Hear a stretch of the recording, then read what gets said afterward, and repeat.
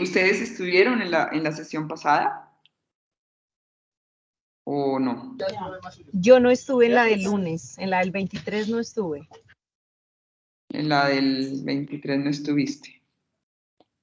Bueno, listo. Porque vamos a iniciar con un video de CERRES como para cerrar un poco lo que conversamos en la sesión pasada. Bueno, pero ahí hay un gran resumen. Y también como que aperturamos lo que vamos a trabajar hoy. Y hoy realmente nos vamos a centrar un poco en las competencias y habilidades y como a los retos que nos genera trabajar, que nos da Internet. Entonces, pues inicio compartiendo el video.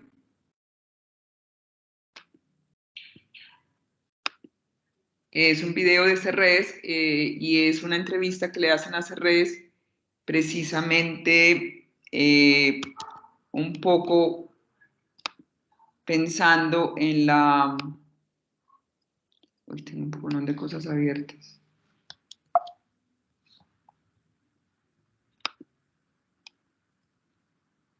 ¿Lo están viendo?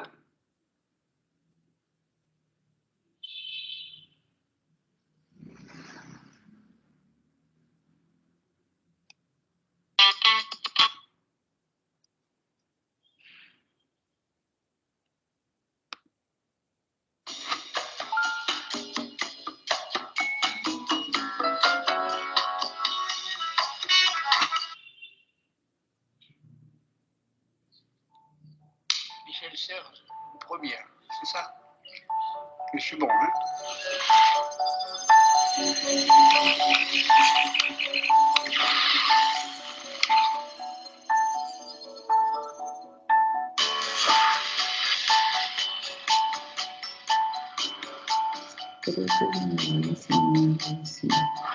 Pour une raison très simple, et ça qui est très sérieuse, c'est que j'enseigne depuis maintenant une quarantaine d'années, et depuis 40 ans, j'ai assisté à la victoire des femmes. Pourquoi? Parce que les meilleurs de mes étudiants étaient presque toujours des étudiantes. Elles sont plus professionnelles, plus attentives, plus travailleuses. Pourquoi? Parce qu'arrivées sur le marché du travail, elles ont plus à montrer. Parce que comme la société est encore très machiste, les femmes, évidemment, ont besoin de faire revoir un peu plus de profession, et elles le font voir. Mais ce n'est pas un jugement subjectif, personnel qui m'appartient. C'est simplement, dans les statistiques, on le voit très bien, si vous regardez les statistiques de réussite aux examens ou au concours, vous apercevez que les femmes gagnent entre 10 et 12%.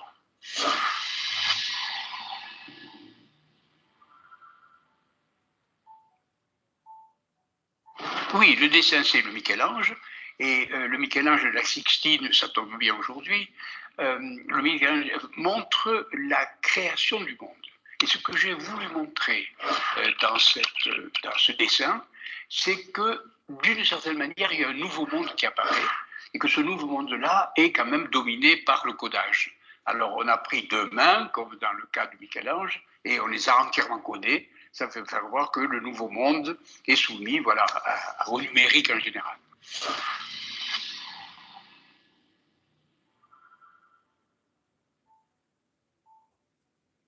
Il est vrai que si on regarde l'ordinateur, c'est une machine qui a une solution originale dans le couple support-message. Ce couple support-message a été transformé 3 fois. La première fois, c'est que nous étions les premiers millénaires avant Jésus-Christ, nous étions au stade, disons, oral, il n'y avait que le langage, le support c'était le corps et le message c'était la voix. Et tout d'un coup, arrivée de l'écriture, le support se déplace du corps sur le papier et le message se passe du langage à l'écriture. Et donc là, il y a une révolution gigantesque, l'arrivée de l'écriture. Et cette révolution, c'est un changement considérable, le droit, la politique, le commerce, avec l'invention de la monnaie, la science, l'invention de la géométrie, et puis finalement les prophètes écrivains d'Israël, l'écriture sainte. Deuxième révolution, c'est l'invention de l'imprimerie, 1500-1600, disons la Renaissance. Aujourd'hui, c'est l'arrivée des nouvelles technologies, c'est-à-dire de l'informatique, et du coup, on regarde les crises que nous sommes en train de vivre, elles sont juridiques, elles sont politiques, elles sont économiques, elles sont à peu près le même spectre scientifique et religieux. Vous voyez, ce qui est en crise aujourd'hui, c'est en gros les mêmes crises que nous avons connues deux fois au moment de l'invention de l'écriture et au moment de l'invention de l'imprimerie.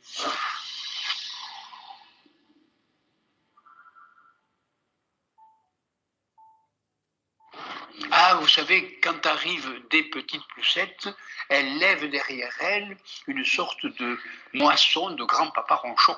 Voilà. Il y a beaucoup de grands-papas ronchons qui regardent Petite Poussette avec un mauvais œil, oui, en disant c'était mieux avant. Vous savez, oui, c'était mieux avant. Et je leur réponds en général, c'est vrai, c'était mieux avant. On n'était gouverné que par des braves gens. Staline, Lénine, Pol Pot, Mao Tse-tung, Franco, oui. Et c'était beaucoup mieux avant. Il y a eu 150 millions de morts, oui, au XXe siècle. Vraiment, c'était mieux avant. Voilà.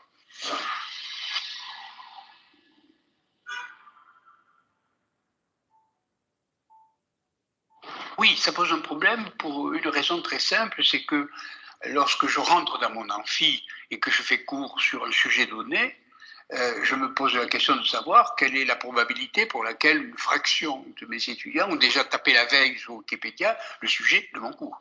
Par conséquent, un certain nombre de mes étudiants, déjà, surtout aux États-Unis, viennent me voir et me disent « Mais pourquoi, monsieur Serre, paie-t-on si cher pour obtenir de l'information qu'on a déjà chez soi depuis des années ?» Vous voyez, ça pose un véritable problème. L'enseignant, à ce moment-là, est obligé de s'adapter à ces nouvelles situations. Et il s'adapte de la façon suivante, il sait ce qu'il y a comme information sur Wikipédia et il suppose, c'est ce que j'appelle la présomption de compétence, il ne suppose plus que les étudiants sont incompétents, mais il suppose en effet qu'ils ont eu accès à cette information et le cours doit tenir compte précisément du fait que les étudiants ont déjà eu accès. Et par conséquent, la nature du cours est en train de changer, tout simplement.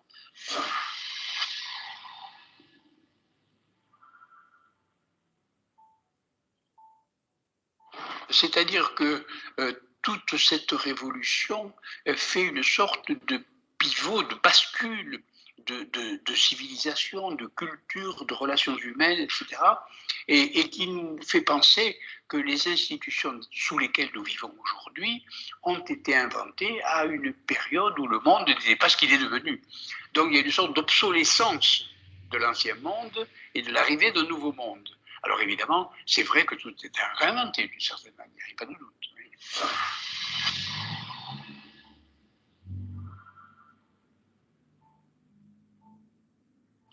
On pense en effet aujourd'hui que la pratique sur l'écran ne concerne pas tout à fait les mêmes neurones que les neurones qui étaient concernés lors de la lecture autrement. Et ça, on en a des démonstrations très fortes. Par exemple, puisque M. Dehaene de l'Académie des sciences a fait un livre où il a découvert les neurones de la lecture, il se pose à la fin du livre une question très intéressante. À quoi servaient ces neurones avant qu'on invente l'écriture? Alors je crois simplement qu'il y a des déplacements d'exercice des neurones à ce sujet. Ce n'est pas la première fois que la tête change.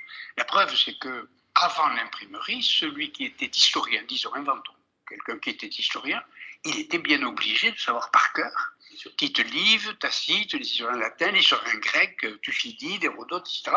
Pourquoi? Parce qu'il n'avait pas accès aux manuscrits, bien entendu. Ou alors il fallait qu'il soit à Alexandrie ou à Rome, où il avait accès. Bon, on n'était pas toujours à Alexandrie. Bon. Et par conséquent, il les savait par cœur. Mais au moment où l'imprimerie arrive, à ce moment-là, le père Michel de Montaigne, dans sa tour du côté de Bordeaux, dans ce qu'il appelait la librairie, il a des livres qui s'appellent Tite Live, etc. Et par conséquent, il n'a plus besoin de savoir par cœur. Et par conséquent, il dit, je préfère une tête bien faite qu'une tête bien pleine. Et qu'est-ce que ça veut dire? Que la tête est bien pleine avant, et n'a plus besoin d'être bien pleine. Et par conséquent, au moment de l'imprimerie, ce qui change, c'est la tête. Eh bien, ce qui change aujourd'hui, c'est la tête.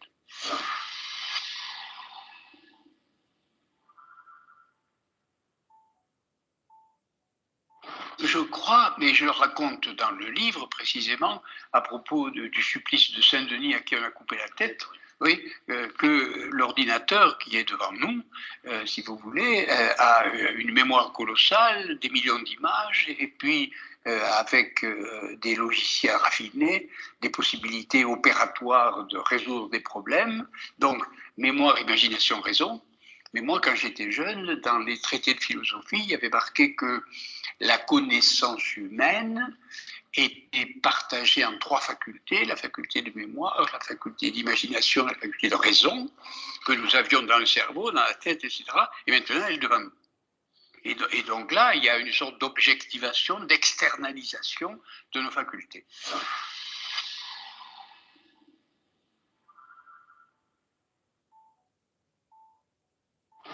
Il y a 2 sortes de questions négatives qui me sont posées. Premièrement, des questions où il est facile de répondre parce que la personne n'est pas compétente et n'a jamais vu des nouvelles technologies. Et puis des questions de risque, d'étonnement, de danger, de soupçon, etc. Et là, on voit qu'il y a précisément chez ceux qui sont de l'autre côté de la lèvre de la crevasse, une sorte d'inquiétude en se disant « je ne suis pas tout à fait habitué à ce monde-là, comment pourrais-je m'y habituer ?» Et c'est là que le livre intervient. Et je vais vous dire pourquoi. Parce que le nombre de mères de famille, de pères de famille qui me disent « merci, je comprends mieux mes enfants », le nombre de professeurs qui me disent « merci, je comprends mieux mes gosses », et même des instituts, si vous voulez, et le nombre de DRH maintenant qui me disent « je comprends mieux la nouvelle génération qui arrive sur le marché du travail quand je fais un entretien d'embauche », c'est considérable. C'est-à-dire, j'ai l'impression que ce livre est un accompagnateur de ces gens-là dont vous parlez. Vous voyez, les livres, en effet, ils sont un peu inquiets, et grâce à ce livre-là, ils ont une petite ouverture sur la nouveauté. Voilà.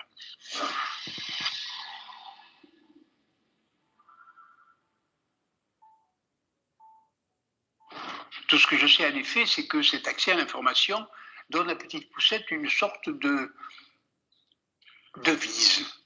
Et elle m'a fait découvrir le sens du mot maintenant. Et maintenant, tenant en main quoi? Elle tient en main les lieux par le GPS, l'information par Wikipédia, et puis n'importe qui en appelant au téléphone. Vous voyez, le théorème du petit monde des mathématiciens. Et du coup, elle tient en main un nouveau temps, un nouvel espace, un nouvel accès à l'information, un nouveau monde. Maintenant, tenant en main le monde. Oui.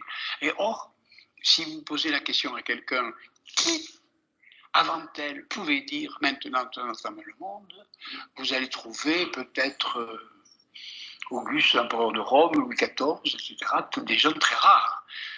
Aujourd'hui, des petites poucettes qui peuvent dire ça, elles sont 3,750 milliards dans le monde. Et ça, c'est quand même la promesse de quelque chose de nouveau du point de vue des relations politiques, des institutions, etc. Que justement, tant de gens puissent dire quelque chose que même les plus puissants ne pouvaient pas dire. Ouais, ça, c'est la nouveauté.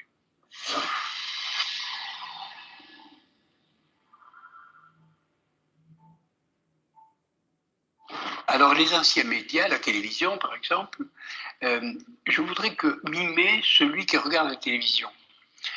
Il regarde la télévision. Hein, il regarde la télévision. Il est devant son ordinateur.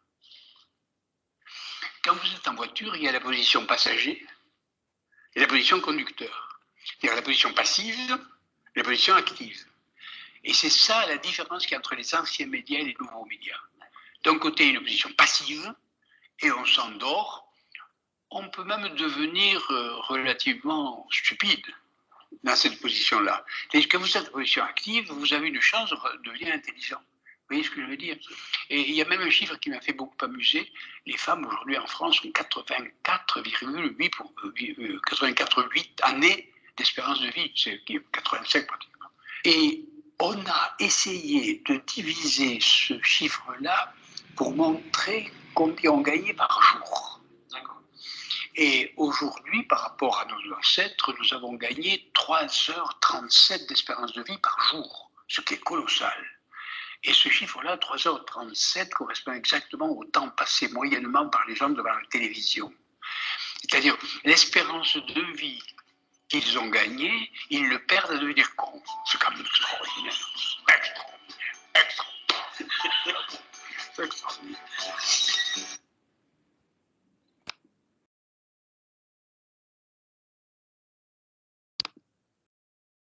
Hola. Hola.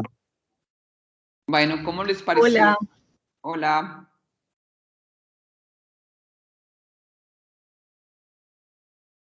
¿Vieron el video de CERRES?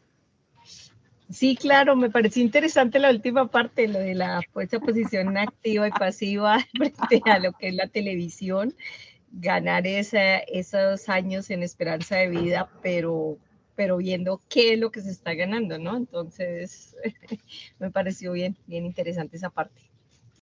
Listo. Gracias, Ana. ¿Te dicen Ana o Yolanda? Bueno, Yolanda. John Jairo, Fabio, Andrés, ¿qué dicen del video de CERRES? Ahí había algunos aspectos de los que habíamos tocado en la sesión anterior y finalmente CERRES ahí está firmando su libro, está autografiando su libro La Pulgarcita. La Pulgarcita realmente es un libro muy, muy fácil de leer y en el que él plantea realmente y da la posibilidad de entender cómo se mueven los jóvenes, digamos, entre comillas, los nativos digitales, que tienen todo a la mano, que todo es inmediato, pero también los cambios y las transformaciones que se han dado. No sé si ustedes quieren resaltar algo, así como lo hizo Yolanda o no. Definitivamente no. No hubo nada interesante ni nada que quisieran como resaltar para que lo conversemos. Hola.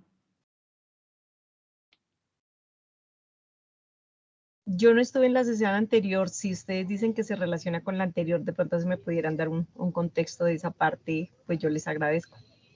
No, esa parte hablamos de cómo podemos hablar de las transformaciones que se han dado a nivel social, cultural, económico, político, a partir no solamente hablando de la revolución y de las transformaciones, pero desde donde decía CERRES de soporte y mensaje.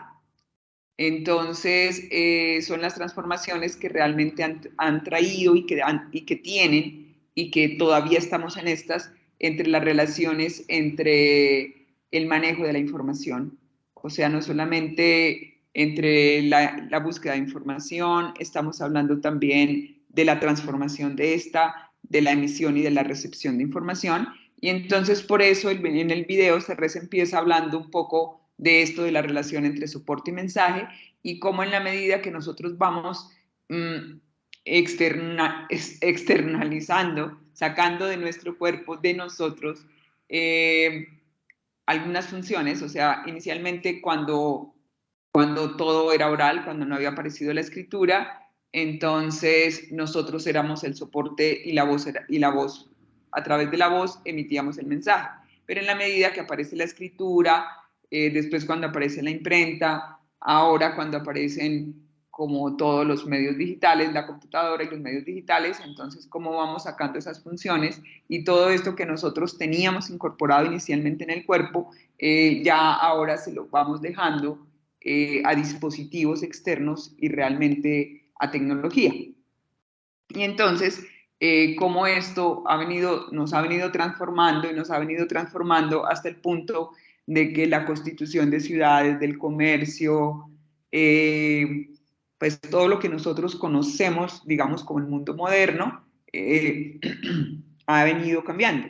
Y en este momento, pues estamos en un punto donde tal vez hay cosas que nos obliguen y la misma inteligencia artificial y los mismos avances tecnológicos nos presionen a regresar a algunos puntos de donde ya veníamos, porque ya como que las concentraciones de personas, las redes, ya están más distribuidas.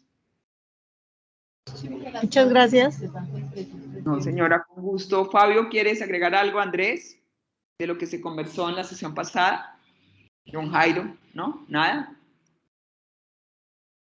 Bueno. La invitación de hoy era a iniciar con este video de Pulgarcita y también hay otra invitación y es a que realmente si pueden revisar este libro, el de la Pulgarcita de CERRES, es un libro muy, muy interesante que como él mismo plantea, permite que tengamos como otras relaciones con las personas con las que nosotros cotidianamente nos estamos encontrando, que son los jóvenes. Bueno, La reflexión del día de hoy arranca un poco desde ahí y empezamos a mirar realmente qué es adaptar la tecnología y qué significa, pero lo vamos a mirar a nivel cultural, porque estos procesos de apropiación de tecnología y de adaptación de la misma pasan realmente por un elemento que se llama histéresis, y la histéresis realmente nos muestra es el desajuste, el desfase que existe entre las transformaciones tecnológicas, en este caso, o entre algunos avances, no necesariamente tecnológicos, pero en este caso estamos hablando de los avances tecnológicos tan rápidos que nosotros tenemos, que se dan tan rápido, frente a los cambios que se dan a nivel cultural. O sea, nosotros cambiamos realmente a una velocidad menor y entonces genera este desfase, recibe el nombre de histéresis. Realmente estos desfases no se dan de igual forma en las diferentes comunidades. Nosotros encontramos que realmente hay segmentos de sociedad que no tienen, los que nunca han tenido o tienen menor relación, por ejemplo, con la tecnología, realmente se encuentran con estos cambios y lo que se encuentran es con un futuro incierto, totalmente incierto. Además que le colocan ese futuro a una máquina, y una máquina que no tiene sentimientos, que no es un ser vivo, que no tiene ningún mecanismo biológico, pero que sí tiene un alto rendimiento. Entonces, todos estos imaginarios que se dan frente a que la máquina me va a desplazar, me va a quitar el trabajo, me va a quitar las oportunidades de trabajo, realmente generan resistencias que cuando nosotros estamos en estos procesos de apropiación y de adaptación de la tecnología, surgen, o sea, emergen, están presentes, y por eso es necesario que como que los tengamos en cuenta.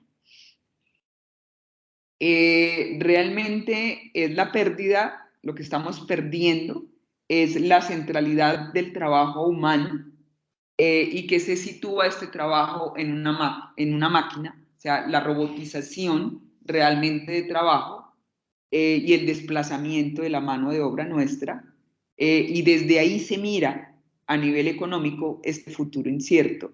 Y por eso es tan importante que estas reflexiones que nosotros hacemos o que yo invito a que hagamos permanentemente se den al interior de las instituciones para que estas resistencias a estas transformaciones, a estas innovaciones y a estos cambios no sean tan marcadas. También hay un tema que es muy importante tener en cuenta, que genera algunos miedos, y es lo relacionado con la ética. Por los usos indiscriminados también que se ha dado de la tecnología. Si nosotros miramos, hay toda una corriente de tecnófobos que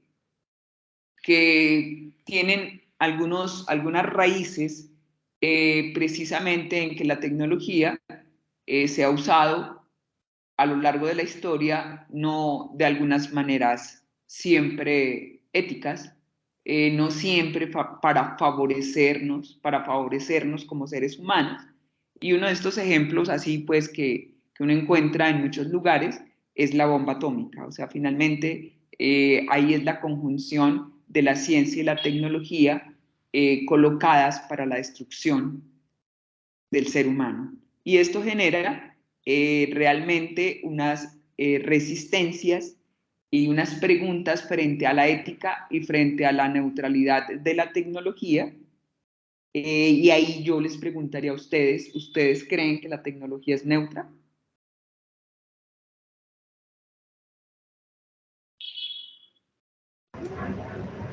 Pues no sé, de mi ignorancia considero que la tecnología como tal sí es neutra. Lo que le da un sesgo es el uso que le damos nosotros, que le damos los humanos a esa tecnología. No sé si estoy equivocada. No se trata, Yolanda, de que estés equivocada o no. O sea, finalmente cuando se está creando y cuando se está diseñando, cuando se están creando y diseñando los recursos tecnológicos, realmente hay una intencionalidad, y esa es una intencionalidad económica y política que hay detrás. Entonces, casi que es imposible decir que es neutra. Obviamente que la parte ética es muy importante frente al uso que nosotros le demos a esos recursos. Porque sí hay una intencionalidad. O sea, hay una intencionalidad, por ejemplo, cuando hay un ejemplo típico que es del puente, de un puente en Estados Unidos, creo que el puente de San Francisco, en el que realmente por este puente solamente podían transitar ciertos tipos de vehículos, y cuando crean el puente hay una intencionalidad de discriminación y de exclusión. Entonces, fíjate que cuando se crea, cuando se diseña, cuando se piensa, en algunos momentos lo que tiene es una intencionalidad. Ok, sí señora, de acuerdo. Viéndolo así, claro que sí. Entonces, por eso están las dos posturas, o sea, pero finalmente cuando uno ya se acerca como a este tipo de reflexiones, sí se da cuenta que definitivamente no es que sea neutra, tan neutra, ni que se pueda poner pues como que no ha sido concebida con alguna intencionalidad. Regularmente tiene alguna intencionalidad.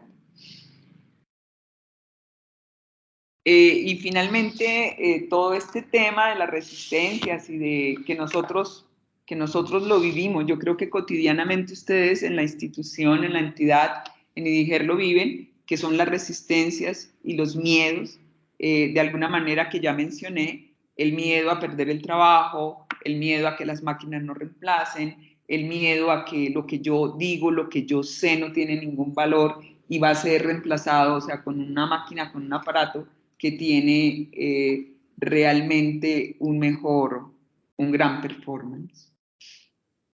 Entonces, bueno, y este fenómeno, el de la histéresis que les mencioné, pues finalmente cuando nosotros estamos frente a estos procesos de adaptación y de apropiación de la tecnología, es muy importante que esta distancia, se intente que esta distancia sea menor. O sea, entre el cambio del imaginario, la transformación del imaginario, de mis pensamientos, de mis posturas frente a las máquinas en relación con los avances de la tecnología.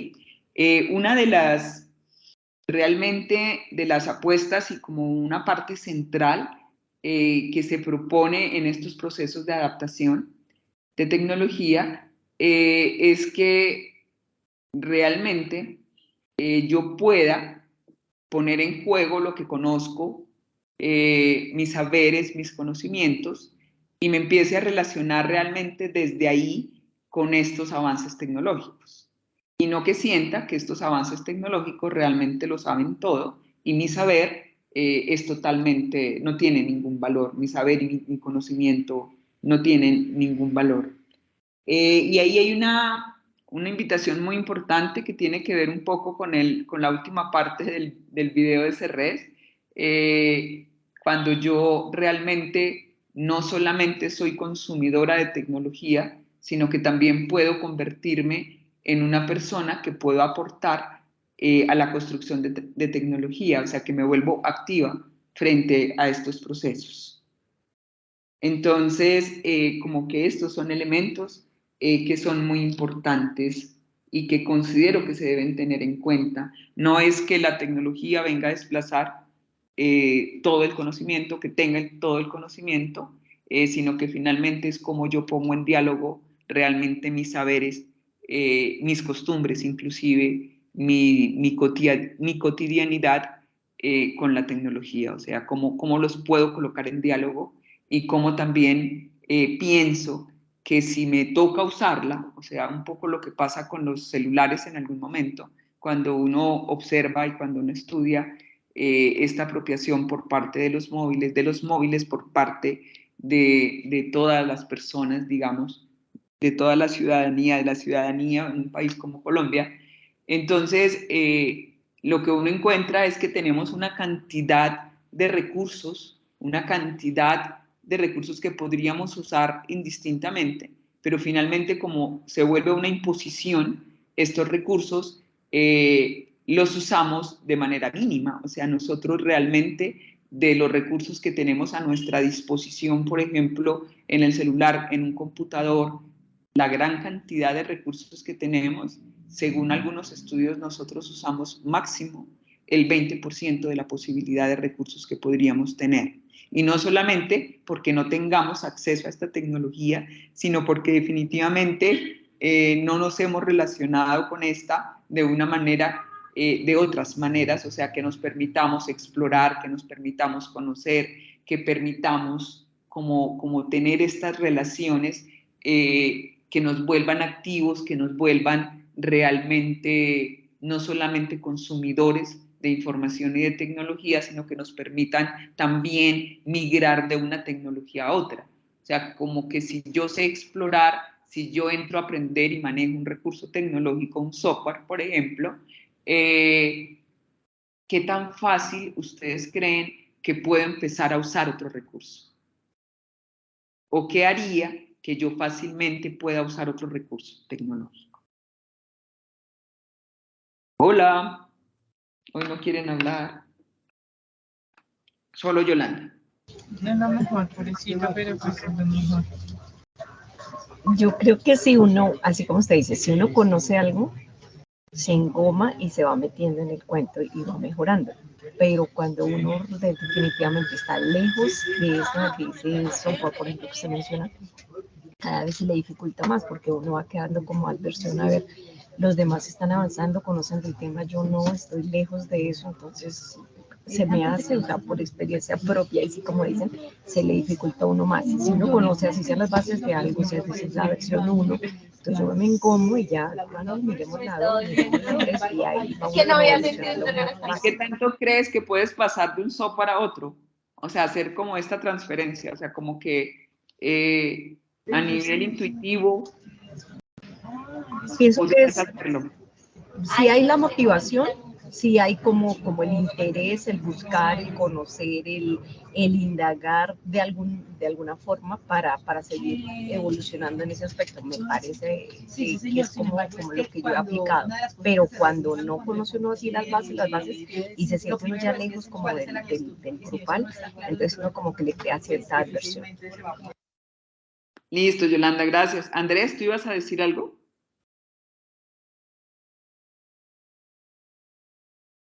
Andrés abrió el micrófono.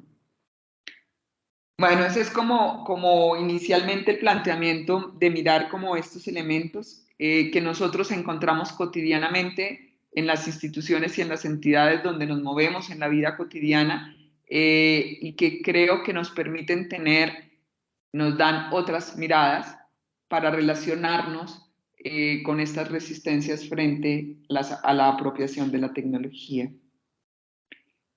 Bueno, finalmente hay un elemento que me parece muy importante. Vamos a hablar hoy de Internet específicamente, pero me parece muy importante que tengamos en cuenta que así como Internet realmente nos abre las puertas a muchas cosas, tampoco olvidemos, perdamos de vista que finalmente, así como Internet ha sido democratizadora, también estos avances tecnológicos, el celular, como que están aportando realmente a la erosión de la privacidad. O sea, la privacidad empieza a perderse, realmente se pierde, y realmente no podemos olvidar que toda esta apertura de recursos que nosotros tenemos en la red nos vuelven muy vulnerables porque realmente nos encontramos con la sociedad del control y de la vigilancia. Ahí empieza a tener mucho peso un recurso del que no se habla normalmente. Bueno, en algunos momentos se ha hablado de esto, pero finalmente nosotros tenemos un valor por la información que tenemos y por la información que colocamos en las redes.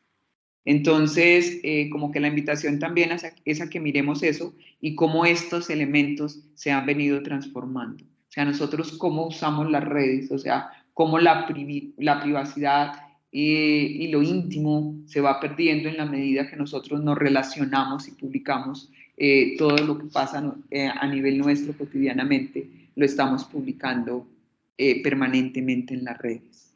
¿Ustedes habían hecho esa reflexión frente al uso de las redes y frente al uso de Internet? ¿O cómo se relacionan con esto?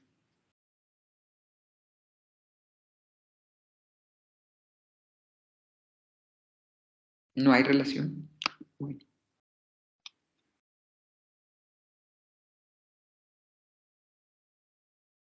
Bueno, vamos a hablar hoy específicamente de Internet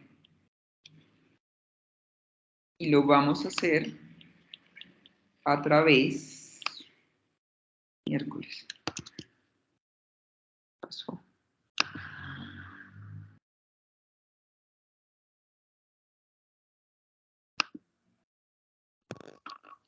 Hola, ¿me están escuchando?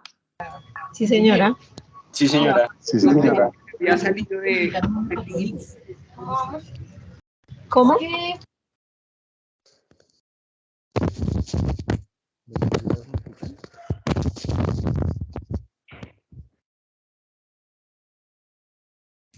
Buenos días. ¿Aló?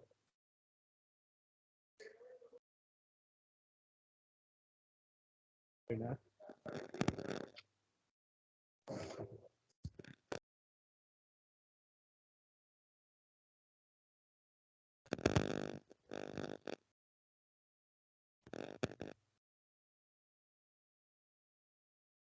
Yolandita, ¿me oye?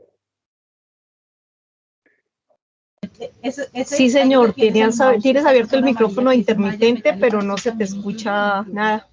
Ah, bueno, listo. Mejor dicho, yo creo que para unos 10 minutitos ya me cambio ya. Entra la reunión. Es muy difícil. Entonces abre la cámara.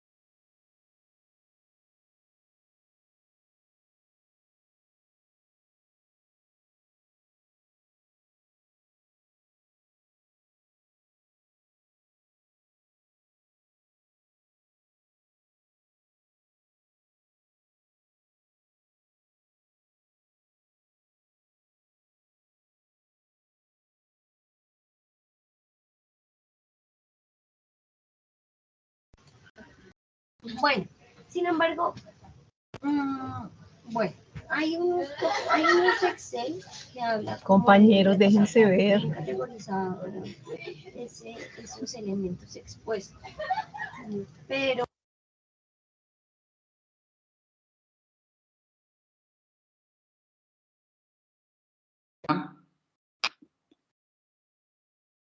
Hola. Escuchamos. Me había salido, ¿cierto? Sí, señora, no estabas. Ah, bueno, listo, ya volví. Bueno, listo. Ok. Voy a compartir ahora unas diapositivas.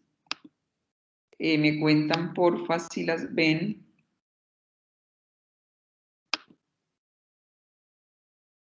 Si están viendo mi... Sí, señora, pero ahí ya. Ahí ya. Listo. Vamos a empezar por la última diapositiva. Y en la última diapositiva lo que hay es unas preguntas. ¿La están viendo bien, cierto? Hola. Sí, señora. Listo, gracias. Tenemos unas preguntas para que las miremos, para que las vayamos pensando y vamos a empezar por estas preguntas y reflexiones. ¿Cuáles son los cambios más sustantivos que plantean las tecnologías en la entidad? Esa es como una de las grandes preguntas y que la vamos a retomar en la próxima sesión. Hay una pregunta que me parece muy interesante y es: cuando abunda el acceso al conocimiento y a la información, ¿cuál es el bien más escaso? ¿Qué cambios demanda la entidad apoyados en tecnologías? O sea, realmente, así que ustedes digan, necesitamos transformarnos para innovar, para hacer otro tipo de institución, para hacer otro tipo de entidad. ¿Cuáles son las resistencias al cambio que están relacionadas con el uso de dispositivos digitales y cuáles son atribuibles a factores no instrumentales como factores culturales y organizacionales? ¿Cuándo es oportuno favorecer la combinación e hibridación de disciplinas? Esta pregunta está orientada a la conversación que vamos a tener el día de hoy, que tiene que ver con que hay unas transformaciones que realmente tenemos ahí al frente, porque tenemos Internet y estos procesos de globalización también empiezan a romper los límites entre las disciplinas. Y cómo explorar instrumentos alternativos de evaluación y de reconocimiento de saberes. O sea, cómo se evalúa en la institución de ustedes, cómo son estas evaluaciones de desempeño, de conocimiento, de saberes, y eso tocaría un poco los perfiles, y realmente lo que nosotros encontramos es que estamos frente a nuevos ecosistemas de creación y de colaboración. O sea, la red e Internet tienen sentido, tienen mucho sentido en la medida en que nosotros no seamos consumidores, solamente consumidores, sino que también seamos prosumidores. Prosumidores es el término que se usa cuando uno consume información, pero también produce información. Entonces, esto nos coloca en unos nuevos ecosistemas de creación y de colaboración. Y la pregunta acá es: ¿hasta qué punto nosotros sí estamos dispuestos a colaborar? O sea, estamos acostumbrados y podemos trabajar de forma colaborativa, o tenemos resistencias a hacerlo. O sea, porque este tema de la globalización, yo creo que nos coloca es en este punto. O sea, el hecho realmente de tener otras voces, de tener otras miradas, ¿cómo nos transforma? Realmente esto nos permite tener una apertura a la diversidad, porque realmente cuando uno empieza a estudiar este tipo de transformaciones que se dan a nivel y que nos coloca la globalización, lo que entendemos por globalización, realmente uno de los grandes desafíos es cómo nos vamos aperturando a la diversidad. O realmente seguimos igual de cerrados, consumimos, tenemos acceso a otras voces, a otras visiones, a otras miradas del mundo, pero seguimos teniendo grandes resistencias a lo diverso. Esa es como una de las preguntas que yo hago, o si realmente ustedes saben, lo sienten, que esta relación en Internet ha traído unas aperturas realmente a la diversidad, a la interculturalidad, a reconocer al otro. ¿Cómo nos movemos ahí? ¿Ustedes cómo creen que se van dando esas aperturas? ¿Cómo nos vamos moviendo? Hola. Yo no estoy viendo ahorita, no los estoy viendo porque estoy viendo la presentación. Entonces, porfa, contéstenme. ¿Vale? Hola. ¿Cómo nos vemos? Señora. Porfa, ¿me puedes precisar más la pregunta? Es que de pronto como que me perdí en el camino. Te perdiste en el camino. Que realmente nosotros sí reconocemos que Internet nos ha posibilitado hacer aperturas a lo diverso, al reconocimiento del otro, al diferente. O sea, porque nosotros ahí en Internet tenemos mucho acceso a la información, tenemos toda la información a la mano, pero realmente esto generaría que nosotros también tengamos aperturas y más tolerancia a la interculturalidad, al otro, al que no es como nosotros. ¿Tú crees que eso sí lo ha generado estos procesos de globalización y de tener a la mano diferentes miradas de la realidad y del mundo?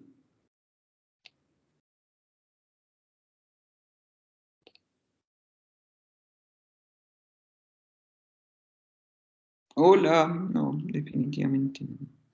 Hola.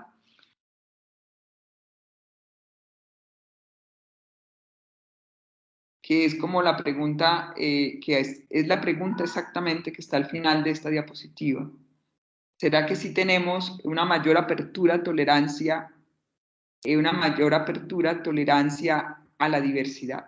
¿Qué nivel de apertura tenemos frente a quienes provienen de otras culturas o simplemente consideramos que piensan diferente? O sea, ¿cómo nos relacionamos con estas otras culturas? La globalización la estamos viendo y la propuesta es que se vea como un proceso que representa la transformación en la organización espacial de las relaciones sociales y las transacciones que se generan a través de las redes de intercambio. Fíjense que ahí estamos mencionando no solamente esas transformaciones que se dan. A ver, yo considero. Dime. A ver, yo considero que hay varios factores que es necesario tener en cuenta. Listo. En primer lugar, la historia que tenemos, ¿cierto?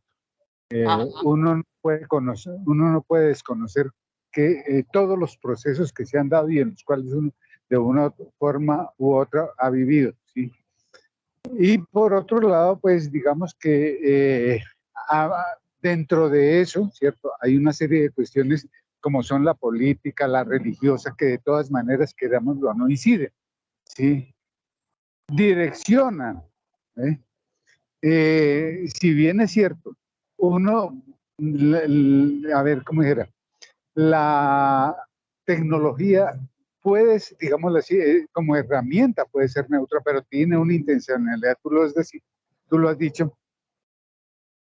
Digamos que también es cómo la usamos, ¿cierto?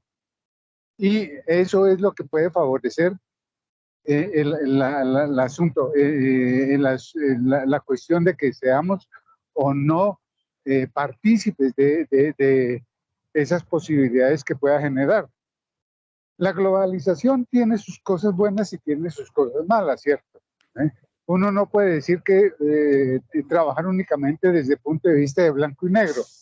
Entonces, en ese sentido, pues, cada uno de nosotros, con toda la historia que tenemos, con todos los antecedentes que tenemos, con todo el entorno en que vivimos, tenemos una opinión con respecto a eso y podemos direccionarla a nuestra manera, a nuestra intención.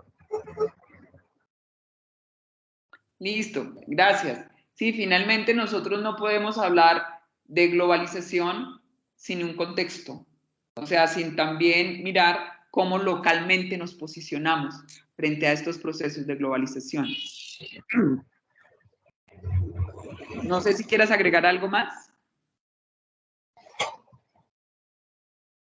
No, señora. Listo. Fíjense que en esta nueva diapositiva, ahí el planteamiento tiene que ver, y en la anterior, cuando nosotros tomamos esa definición de globalización, estamos hablando no solamente de los intercambios y de las relaciones que nos permite Internet, que nos posibilita Internet a nivel económico, a nivel de información, sino también a nivel de las relaciones sociales que se pueden estar, que se intercambian y de las relaciones que se tejen en el interior, al interior de la red.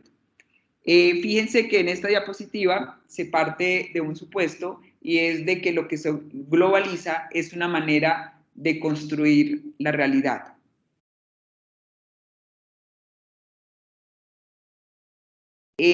Acá hay una invitación en esta y en la siguiente diapositiva a que realmente pensemos si este Internet nos ha dado unas nuevas miradas, sea, si realmente nosotros estamos mirando la realidad de otra manera o si seguimos mirándola de la misma, porque cuando nosotros tomamos estos tres elementos, el de medir, analizar y evaluar, es posible que la globalización también nos esté dando unos elementos homogenizadores. O sea, que nosotros cuando empezamos a hacer este tipo de trabajos de medir, analizar y evaluar, dentro de la globalidad estamos copiando estándares, estamos trayendo estándares, pero no estamos teniendo en cuenta realmente lo que está pasando ni nuestras propuestas a nivel local. Entonces, acá la invitación es a que realmente nosotros miremos cómo esta estandarización y cómo esta homogeneización también tiene unos supuestos, tiene unas intencionalidades y cómo nosotros realmente desde nuestros contextos podemos aportar y podemos dar elementos en estos tres elementos cuando empezamos a mirar la realidad un poco desde la globalidad, pero teniendo como referente lo local. Bueno, aquí estoy tomando una cita de un libro que se llama La innovación pendiente, de Cristóbal Cobo, que dice: la red no sería únicamente de dispositivos conectados, sino de personas capaces de aprovechar y explotar las estructuras cognitivas distribuidas que se hayan construido con otros. La necesidad de construir con otros es algo que realmente está colocado en la red. En esta red, el conocimiento es una materia prima que ha de transformarse, modificarse, confrontarse con la práctica y la experimentación para ser significativa y pertinente.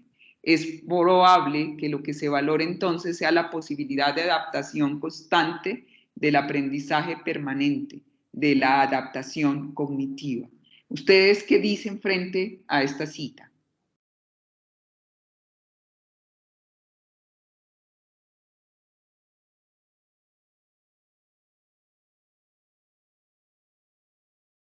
¿Nada? Listo. Esa es como la propuesta también de lo que pasa en la red. Y aquí tenemos algunos elementos que se toman de la cita anterior. ¿Cómo asumimos realmente la globalización como una visión del mundo que tienen, obviamente, unos compromisos, unas actitudes, unas creencias y unos comportamientos, pero también estamos conectados a una comunidad mundial en la que cada contexto y cada uno de los contextos tiene estos elementos que acabo de mencionar, pero también tenemos que mirar si nos sentimos responsables con diferentes comunidades. O sea, son como los elementos que he venido tocando de las implicaciones de la globalidad y de estar realmente todo el tiempo relacionados con la red. Entonces, la pregunta acá que surge es cómo pensar en espacios de trabajo ampliados e hipervinculados, no solo en cuanto a enlaces, sino que enlacen diferentes disciplinas, construcciones culturales del conocimiento, contextos, lenguajes y medios. Cuando nosotros estamos proponiendo esta pregunta, realizando esta pregunta, haciéndola, realmente nosotros sí trabajamos en red. Nosotros sí trabajamos de forma colaborativa. ¿Estamos dispuestos a trabajar de esa manera?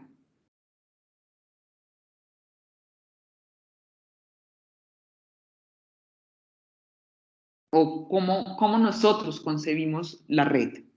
Lo que nos posibilita Internet.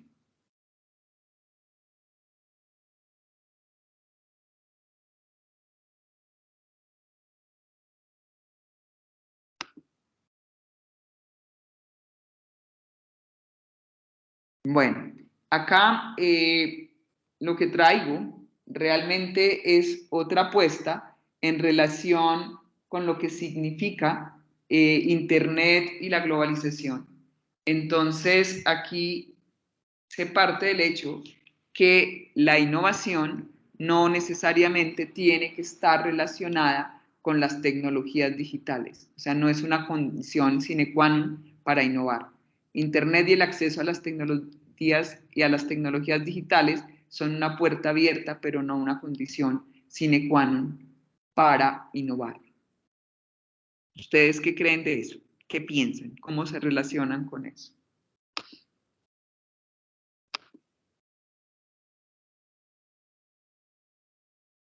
Hola. Buenos días. Buenos días. La profe, qué pena de antemano. Disculpas, pero es que venía conectado por el celular y estuvo un poquito complicada la llegada y venía en bicicleta, entonces estuve demorado.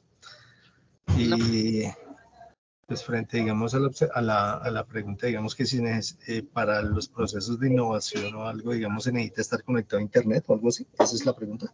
Las tecnologías digitales e Internet. Yo creo que no, porque la innovación como tal, yo creo que es inherente al proceso evolutivo, es la razón de ser del ser humano, ¿no? Entonces yo creo que pues, es más fácil, podemos tener acceso a muchas cosas, pero yo creo que estos procesos de innovación no necesariamente deben estar ligados a, digamos, a estar ligados a la tecnología. Incluso creo que a mí me preocuparía que dependieran de la tecnología digital para que se pudieran dar. Yo creo que digamos, es inherente, digamos, al ser humano y al proceso como cognitivo de aprendizaje. Y lo que, pues, como todas las tecnologías digitales son herramientas para poder, digamos, tener un mayor logro, un mayor alcance. Listo, gracias, Andrés. Fabio, ¿te ibas a decir algo?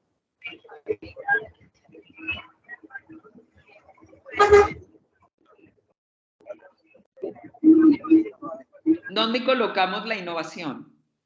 ¿En qué parte? ¿En dónde? ¿En qué punto la colocamos? O sea, tú dices, Andrés, bueno, la innovación no solamente depende de la tecnología digital ni de la digitalización, por ejemplo, de una entidad. ¿Dónde podemos colocar? O sea, ¿qué transformaciones nosotros reconocemos como innovadoras?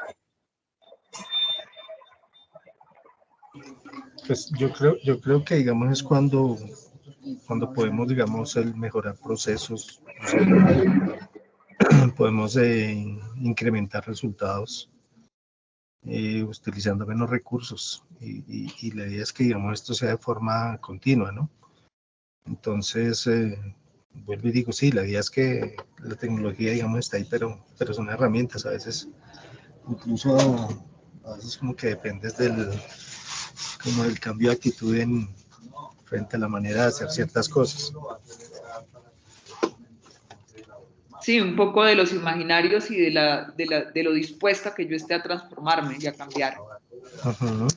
Sí, y a veces también yo creo que también a veces es como entender, el tener como la capacidad de discernir y entender qué es lo que pasa y qué es lo que debemos en realidad atender, ¿no? Porque a veces puede que nos quedamos centrados en dar respuestas automáticas y pensar que de pronto darlas más rápido es lo que, digamos, eso sería como innovar o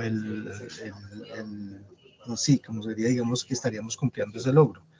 Pero tal vez a veces el proceso de innovación nos puede llevar a que nos diga que eso no es lo que tenemos que hacer, sino tenemos que dejar de hacer eso y hacer otra cosa. Pues porque, digamos, por eso es bueno, creo yo, como tener claridad y como entender antes de decir, digamos, cómo vamos a realizar ese proceso de innovación o qué podemos hacer para mejorar, digamos, nuestros procesos.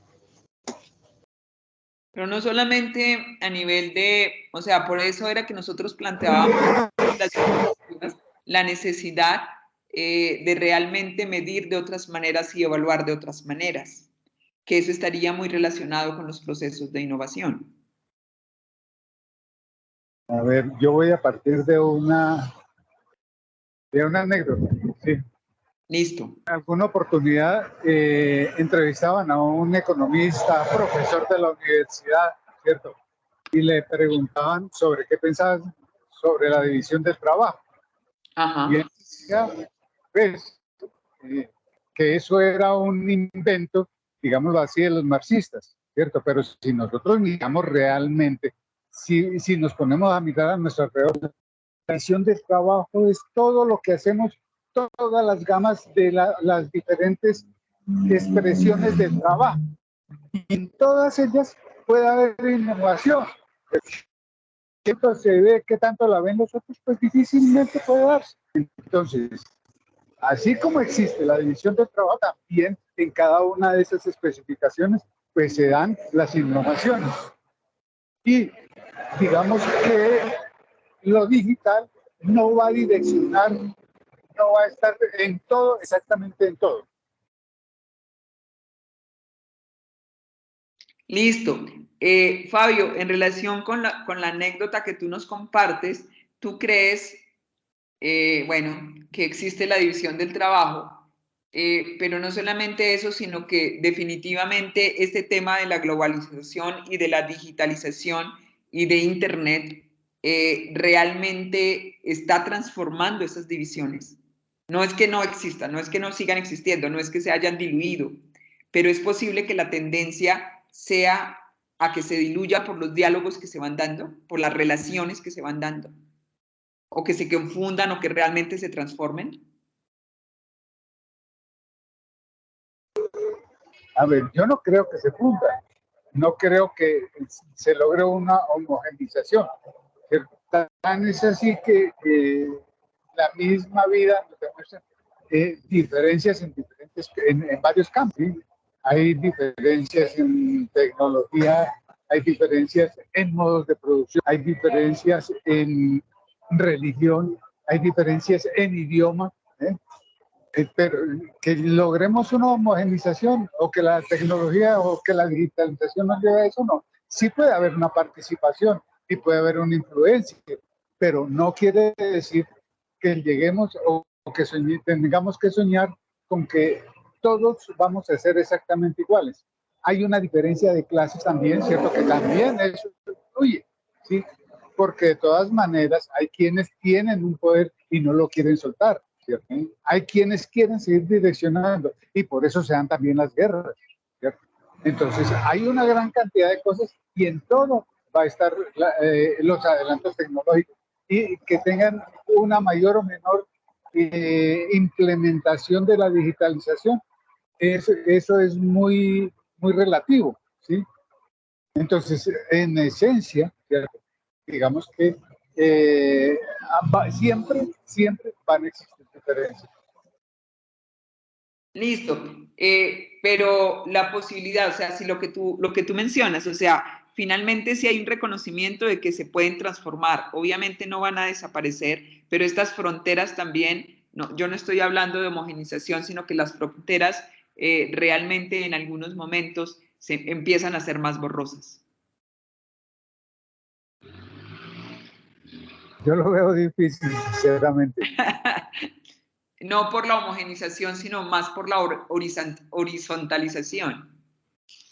Bueno, pero no, o sea, no es porque se esté dando ni porque se vaya a dar específicamente, sino sí, porque la apuesta del trabajo colaborativo y de un poco de un trabajo, digamos, más horizontal, tendería a que haya fronteras entre los trabajos que se empiecen a diluir, pero no necesariamente pues que vayan a desaparecer. yo no pienso, no creo que sea así, es que las variedades de conocimientos son tantas, ¿cierto? Y que de todas maneras van a tener elementos en comunes y siempre lo han tenido. Y digamos que los avances tecnológicos van a ser específicos para cada uno. Digamos que lograr cerrar una brecha entre, por ejemplo, lo que es la ganadería y la agricultura es difícil, ¿cierto? Entonces, puede que, digamos, que se acerquen en algunas cosas, pero lograr, digámoslo así, que esos límites se diluyan un poco es completamente difícil. Lograr, digámoslo así, esa diferencia, que los límites entre lo espiritual y lo material se diluyan, y yo no lo veo tan obvio, ¿cierto? O que se den unos acercamientos que diluyan las fronteras. Sí, o sea, finalmente Y ahí la pregunta podría ser frente al trabajo colaborativo. Andrés, tienes la palabra. Gracias. Pues, yo no sé, yo vuelvo al punto que de pronto traté en la charla anterior. Yo creo que digamos, sí va a haber como algo de homogenización y es algo como que ya estamos viendo. Digo yo porque, digamos, porque en este momento, como se puede decir que hay un acceso masivo a, digamos, a los recursos tecnológicos, no solo para entretenimiento, sino también a nivel de educación y trabajo. Pero asimismo también yo creo que, digamos, eso se está viendo y en lo que se está proyectando con el cambio de ciertas profesiones. Entonces, yo sí creo que sí va a reducirse como esas fronteras y no solamente como en el acceso o en la manera de hacer las cosas, sino también a nivel de profesiones. Si bien me recuerdo que la profe decía la clase pasada que van a haber profesiones en las cuales se necesita el ingeniero que programe, que piense, que haga esto, pero digamos va a ser como mucho más reducido, digamos en general como que va a haber una gran masificación, digamos, para cosas como un poquito más operativas, entre comillas, y como más homogenizadas. Yo lo pienso así como a lo largo, pues eso es lo que nos está mostrando ahorita, cómo están como pensando las cosas hacia adelante. Entonces yo veo que sí va a haber como una homogenización de ciertas cosas, sí puede seguir habiendo como esas fronteras un poco entre las ramas del conocimiento, pero yo creo que sí se va a diluir, se va a ir. Andrés, entre las disciplinas. Sí, yo creo que entre disciplinas, porque, pues digamos, cosas que antes se necesitaban de personas como especializadas a nivel técnico, a nivel profesional, para que pronto atendieran algo, y hay cosas que hoy, digamos, están siendo sistematizadas, robotizadas. Entonces ya digamos, hay trabajos, hay cosas que, digamos, ya está siendo algo más como genérico, tal vez esa es la palabra, como más genérico.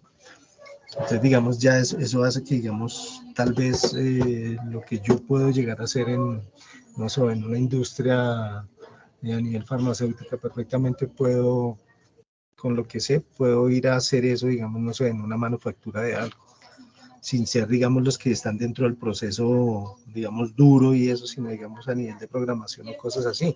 Entonces va a ser cosas que van a ser, como tú decías, muy horizontales. Entonces, digamos, ya va a dar lo mismo, no sé, la preparación para enfocado hacia la parte farmacéutica, sino que ya va a ser algo donde nos podemos mover en varias entornos, pues, en varias, digamos, tipos de industrias. Entonces, Varias digamos, disciplinas e industrias, porque es que como la disciplina asociada más a la generación de conocimiento, digamos, con esta homogenización, ya la generación de conocimiento yo creo que ya va a ir perdiéndose un poquito. Lo que pasa es que también hay una apuesta, y eso nos lo da Internet, y es de las posibilidades que nos da Internet, que es lo del trabajo colaborativo, o sea, de trabajar con los otros. O sea, realmente, por un lado, está la parte de la homogenización y la estandarización, pero por otro lado, está la parte de la interdisciplinariedad. O sea, realmente, y ahí también era una de mis preguntas, hasta qué punto nosotros estamos dispuestos, no solamente por lo técnico, sino también por nuestras posiciones, un poco por el contexto, a trabajar colaborativamente, a trabajar con el otro. Realmente, cuando yo reconozco los conocimientos y los saberes de los otros, del otro, tengo la posibilidad de trabajar y de construir realmente a partir de las diferentes miradas que se tienen de las realidades y del mundo. Pero, profe, yo creo que eso no es que venga ahorita con las tecnologías o lo que estamos viendo. Tal vez sí, digamos, es en la manera como se hace, pero vuelvo, yo digo, eso es inherente, creo yo, al ser humano, porque es algo, proyectos colaborativos, o sea, desde hace mucho tiempo se ven. Y digamos, sí, digamos, el trabajo interdisciplinario desde hace mucho tiempo está. pues, como se dice, testimonio de eso, todos los productos, digamos, que se han venido desarrollando y que incluso han posibilitado, han permitido que en este momento pues la tecnología haya llegado al punto que esté. Si no se hubiera dado como ese diálogo interdisciplinario desde antes, no estaríamos mucho donde estamos. Sí, sí, yo estoy de acuerdo contigo, Andrés. O sea, esto no es solamente porque tenemos internet y porque estamos viviendo, digamos que en un mundo globalizado. Precisamente los desarrollos a nivel tecnológico se han podido dar porque hay diálogo entre las disciplinas y porque hay un trabajo colaborativo. Pero hasta qué punto también está la especificidad de las disciplinas y este límite que siempre hemos estado trazando, y cómo Internet y la posibilidad de dialogar y construir con el otro me permite moverme. No es que dejen de existir, sino me permite y me da movilidad. Pues, sí, yo creo que sí, digamos, Internet lo que pasa es que creo yo que, digamos, da la posibilidad de acceder al conocimiento como más rápido, pero volvemos a lo anterior, que digamos, no es que, desde que, digamos, creo yo que, digamos, o sea, eso siempre ha estado, que se hacía de una u otra manera, que, digamos, el conocimiento estaba ahí, pero tocaba buscarlo de otra forma. Pues el Internet lo que da la posibilidad es de tener un conocimiento ahí como más a la mano, pero yo no sé si es como tener la posibilidad de... es inmediato, pero prácticamente es como, se puede decir, me doy mi buen almuerzo bien esto, o simplemente me como un paquete de papas porque, digamos, eso es lo que tengo hoy de afán, y ya con eso, digamos, salgo y ya, no necesito ir profundizando más, cogiendo más información cuando hago esa búsqueda. Entonces, lo que pasa es que es más inmediato y tal vez solamente me permite como el centrarme en lo que necesito, sale y listo y ya, digamos, y tal vez como que dejamos de aprender otras cosas por el camino. Pero yo digo que sí, pero hay cosas ahí, pero tampoco hay como que decir que antes no pasaba. Sí, o sea, lo que pasa es que antes lo hacíamos mediante otra interfaz, otra manera. Nos comunicábamos con los otros de otras maneras, pero finalmente ahí está que no es solamente que yo tenga la información a la mano, sino que yo pueda relacionar e intercambiar estos conocimientos con otras personas. Que eso también me lo posibilita Internet. O sea, que yo pueda encontrarme con el escritor de un libro y conversar y producir con él conocimiento, podamos compartir las investigaciones. Entonces, esto hace no solamente que tenga la información, sino que yo tenga unos relacionamientos diferentes con otras personas. Cuando yo voy a una conferencia y no tengo que trasladarme, entonces como que yo me puedo relacionar también, obviamente, mucho más rápido, porque Internet existe y porque me da esta posibilidad. Es de eso que tú hablas, eso perfectamente, digo, y no es para ir en contra del curso, pero que la idea es sumar. Eso mismo, en algún momento he escuchado que eso que digamos que pasa hoy que tú estás hablando, en algún momento pasó con el latín.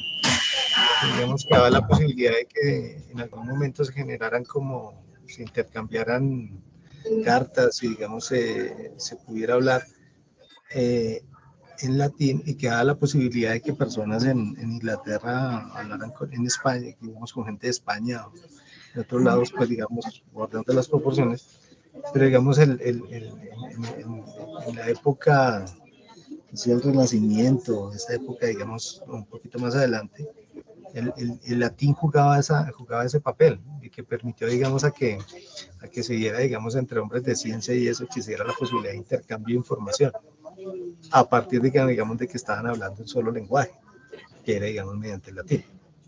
Entonces, ahí va, esa es mi observación, que esas cosas ya han pasado, desde antes ya han estado ahí. Es inherente, digamos, a la capacidad humana, digamos, de desarrollar eso, de comunicación, de encontrarnos para generar, para construir, a veces para destruir también. Porque, claro. Digamos, eso también es inherente digamos, a nuestra naturaleza, pero como tal, digamos, es algo que ya estaba ahí y claro, pues, bienvenida a la tecnología en este momento, bienvenida a las posibilidades que tenemos para poder, digamos, encontrarnos y para poder estar conectados, para poder tener acceso, para poder conocer y ver otras cosas, que eso sí es magnífico, pero a lo que yo voy es que, digamos, no es que nunca lo hayamos tenido. O sea, No es que no nunca es se haya propio de esta hecho. época. Sí, exacto, no lo hayamos tenido. Yo digo que eso ya estaba. O sea, lo innovador podría ser, si hablamos de innovación desde ahí, lo que realmente se ha transformado es el tiempo en el que nosotros nos podemos comunicar y la manera como lo podemos hacer. Sí, exacto, sí, exacto, y digamos que ha sido como más, como la democratización un poco del conocimiento, ¿no? De que antes era mucho más vedado, más difícil, pero ya cualquier persona puede estar ahí, y la posibilidad que una persona que tal vez, si es autodidacta y eso, perfectamente puede estar mejor preparado que una persona que tenga un título universitario. Y claro, la información la tiene y puede conversar con los otros y construir con los otros. O sea, no es solamente, y ahí yo insisto mucho, no es solamente que yo tenga la información a la mano, sino que yo pueda construir con los otros, que me pueda relacionar con los otros. Esa parte me parece que es muy importante, lo de relacionarme con los otros, porque a partir de esas relaciones también se empiezan a dar otras formas de comunidades que aparecen en la red, y nosotros entonces encontramos las cibercomunidades, las comunidades que se están dando ahí, que no solamente se dan a propósito de una comunidad académica, como lo estábamos hablando, social. Entonces nosotros encontramos todo el tema de las ciberculturas, o sea, realmente cómo me voy agrupando, me voy adhiriendo y cómo realmente esto en algún momento puede tener una fuerte repercusión en las transformaciones que se pueden dar a nivel social, a nivel cultural. Entonces, no es solamente a nivel académico, sino que finalmente en la red, pues circulamos realmente una serie de personas que nos estamos relacionando con otras de otras maneras. Y esto también nos acerca un poco a un tema que es la economía colaborativa, que también se puede dar gracias a estos recursos, pero que tiene unos elementos de consumo y de producción compartidos. Y la pregunta sería ahí, ¿será que sí podemos tener a través, y la red puede posibilitar este tema de las economías colaborativas, de la creación, la producción y la distribución de otras maneras? Y de una producción ya no local, sino de una producción global. Y la pregunta sería, ¿cómo podemos trabajar dentro de una economía colaborativa? O sea, ¿será que sí es posible que nosotros podamos tener y aprovechar de pronto eso, entre comillas, que ha sido la democratización que nos ha posibilitado Internet, para pensar en que podemos tener unos sistemas de producción, realmente una producción, no digamos que sistemas, sino una producción entre pares, entre iguales, y nos podemos acercar a la economía colaborativa? ¿O definitivamente no? O sea, eso no es posible.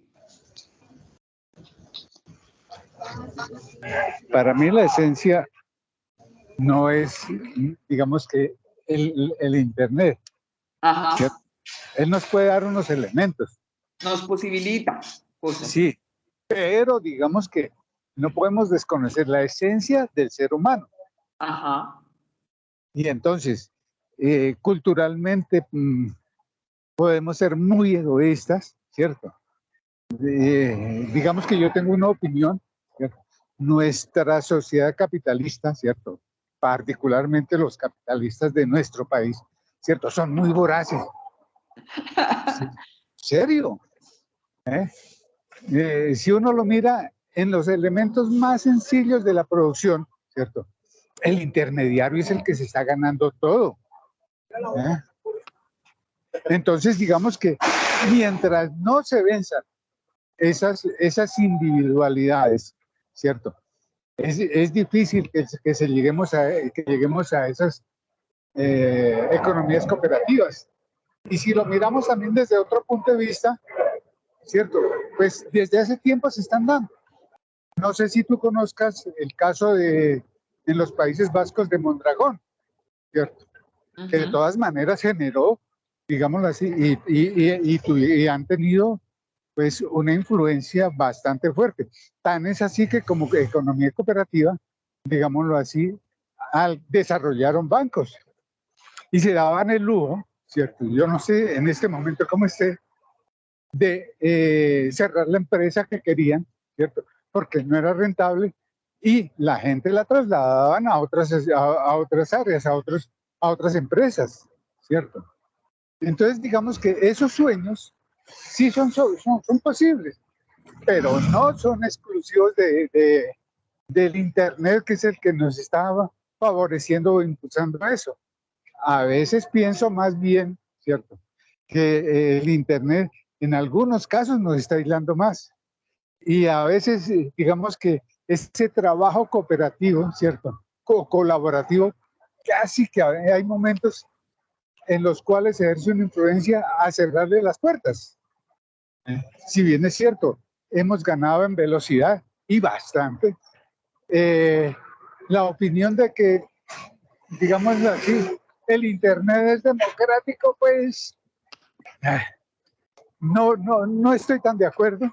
Valdría la pena pues una discusión, ¿cierto? Porque sí, yo creo que la democratización entre comillas, Fabio. Sí, porque de todas maneras, en últimas, miremos nuestro caso, ¿qué es la democracia? Y realmente la democracia es, digámoslo así, estaría dentro de los parámetros que realmente tiene el concepto inicial. Pues yo pienso que no. Entonces, digamos que todas esas opiniones, todos esos conceptos, fundamentalmente tienen una esencia que es el ser humano. Sí, claro. Y yo creo que de ahí arranqué, Fabio. O sea, que finalmente cuando estoy hablando de la globalización, estoy hablando de las relaciones, de las interacciones que se pueden dar en la red y no solamente de los intercambios de flujo de información. O sea, yo estoy totalmente de acuerdo contigo que finalmente nosotros no podemos hablar ni de cambios, ni de apropiación, ni de adaptación de tecnología, siempre y cuando nosotros como seres humanos, nuestras singularidades realmente no se transformen.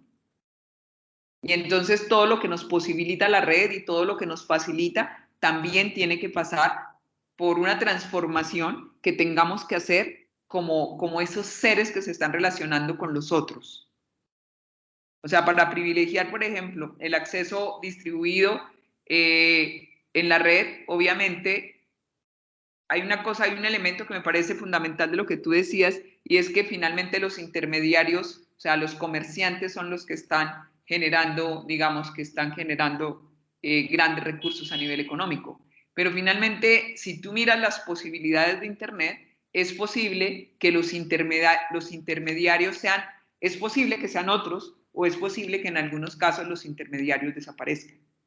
Cuando yo hago transacciones económicas, y estoy hablando de estas economías solidarias, cuando yo hago transacciones específicamente en la red, aunque eso no es una economía solidaria, solamente estoy haciendo un intercambio, una transacción donde es posible que el intermediario desaparezca. Sí, yo estoy de acuerdo con eso, ¿cierto?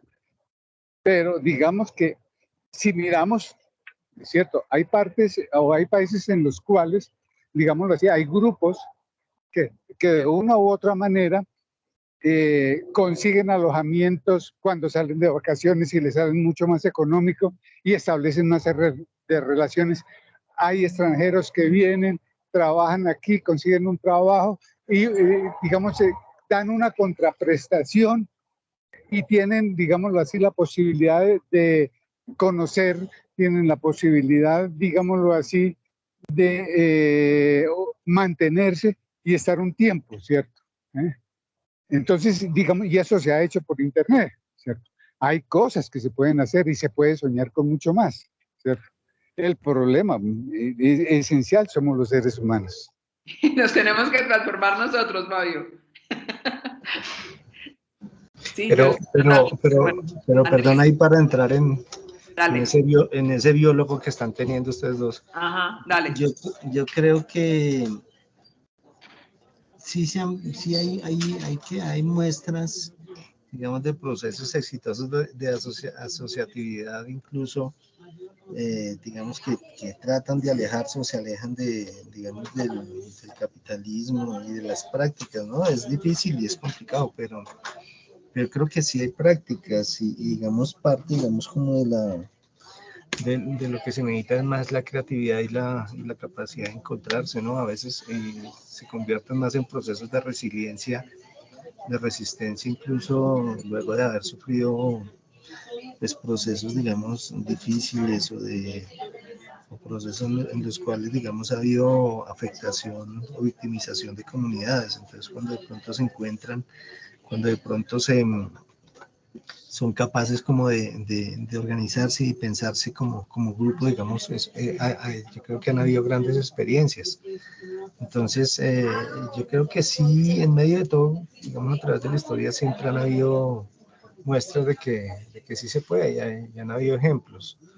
Que digamos, sí, siempre, digamos, hay situaciones que están por encima a nivel, digamos, económico y que siempre subyugan, pero creo que, digamos, que sí hay muestras de que sí es posible, digamos, la asociatividad y que, digamos, con un buen uso de herramientas, digamos, es posible el generar, digamos, procesos interesantes. Claro, finalmente lo que nos posibilitan estas tecnologías digitales y específicamente Internet, que es de lo que estamos hablando hoy, es que nos posibilitan una cantidad de cosas, tenemos una serie de posibilidades de relacionamiento con los otros, con las otras culturas, el reconocimiento de otros contextos, el reconocernos en otros contextos, que lo tenemos fácilmente, que se puede dar fácilmente, que se puede dar inmediatamente.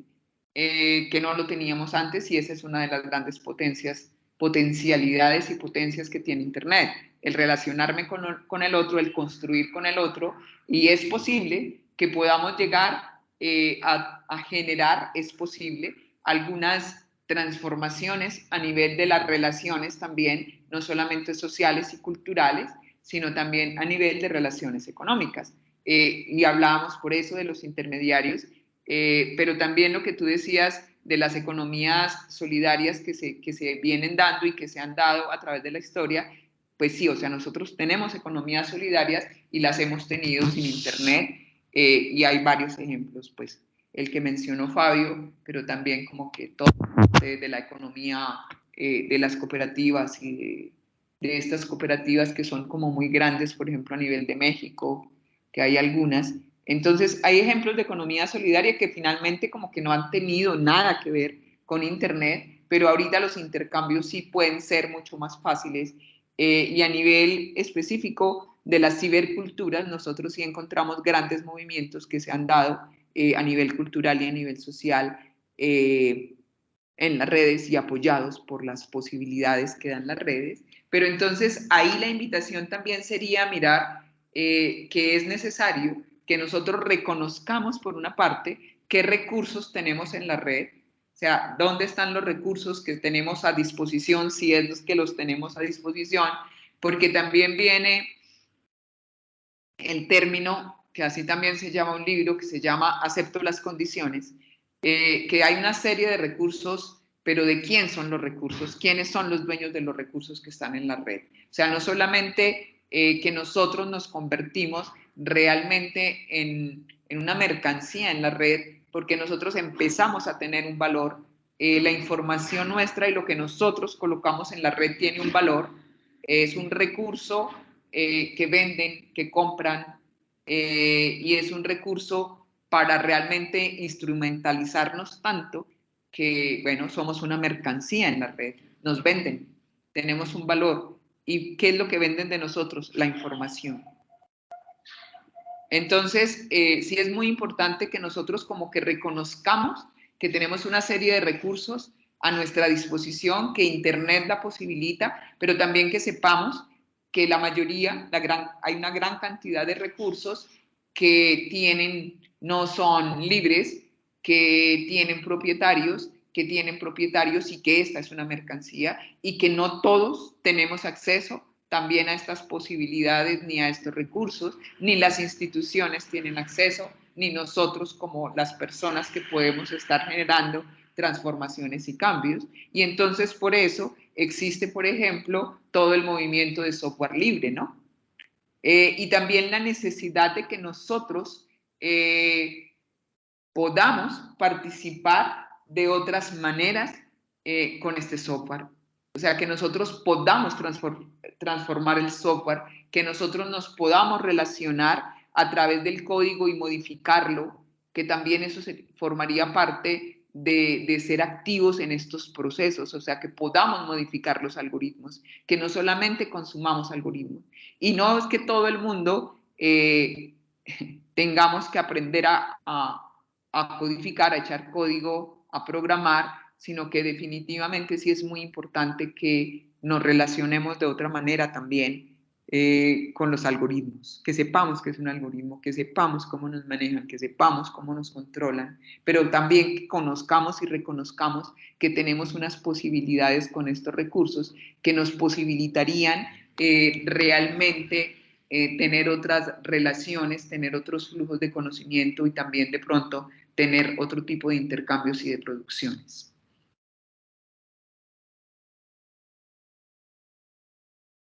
Bueno, ese era como algo que quería como conversar mucho sobre Internet, porque está ahí y realmente sí tenemos, hablamos de Internet como que nos posibilita nuevas prácticas y nuevas relaciones, pero que tenemos que desarrollar competencias, o sea, y aquí es un tema de competencias y actitudes realmente para poder crear, para poder conectarnos y para poder solucionar problemas de forma colaborativamente. Profe, yo quería como decir algo, que es que cuando estaban hablando de resistencia, No, ¿cuál resistencia? No, es que cuando yo venía para acá en la bicicleta no podía hablar, pero entonces hay un momento en que hablaron, digamos, de la resistencia que a veces se presenta frente al uso de las herramientas. Ah, ya, para usarlas. Ajá. Sí, digamos, pero yo creo que a veces es bueno también como el tener esa resistencia, ¿no? Como en el sentido de que a veces es bueno como tener el criterio frente a estas cosas, por lo mismo que tú has dicho que, pues que digamos en Internet nuestra información es con lo que se monetiza, ¿no? Digamos, lo que hacemos, digamos, nuestros datos y eso, entonces a veces sí es bueno como el tener la resistencia, digamos, a decir sí a todo de una y es necesario como tener cierto criterio y como pensar bien y enterarnos bien antes de qué es lo que, a qué le vamos a decir que sí o no. Pero lo que yo mencionaba del libro que se llama Acepto las condiciones, siempre que nosotros instalamos un software que no es libre, sí.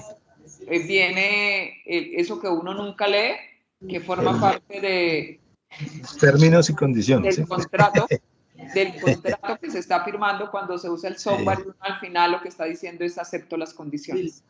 Pero igual todo eso, digamos, todo eso está pensado, como se dice, la interfaz, pues, digamos, para que uno no lea sino de acepto, está pensado también, ¿no? Claro. Para que uno lo diga de una y ya, sin ser consciente. No, sí, eso no es que uno diga que no sabe. O sea, uno no lo lee, pero ¿hasta qué punto uno sabe lo que está aceptando? Eso sí, también claro. Es una gran pregunta. Sí.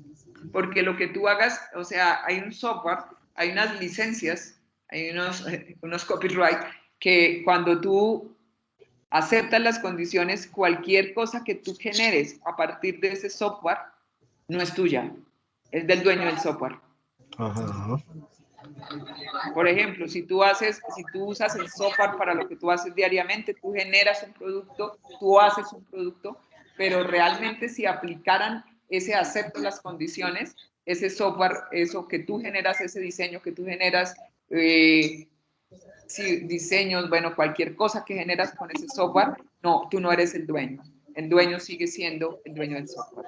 Pero digamos, en ese caso, digamos, como para estar un poquito más puntual en lo que dices, digamos, ejemplo, hay unas aplicaciones en internet que permite quitarle el fondo, digamos, a una fotografía.